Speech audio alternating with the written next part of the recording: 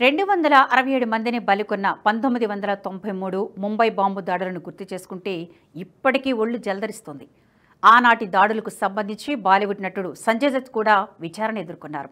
Tada చట్టం కింద జైలుకు కూడా వెళ్లొచ్చారు.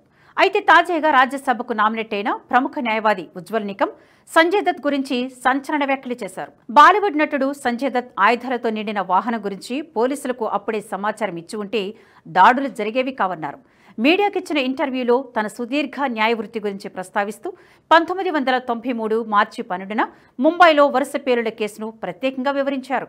ఈ పేలుళ్లు జరగడానికి ముందు రోజే అండర్వరల్డ్ గ్యాంగ్స్టర్ దావూద్ ఇబ్రహీం అనుచరుడు అబూ సలీం తీసుకువచ్చిన ఆయుధాలతో నిండిన వాహనం సంజయ్ దత్ ఇంటికి వచ్చిందని చెప్పారు. అందులో హ్యాండ్ గ్రెనేడ్లు, AK-47లు, తుపాకుల వంటి ఆయుధాలు ఉన్నాయని పేర్కొన్నారు.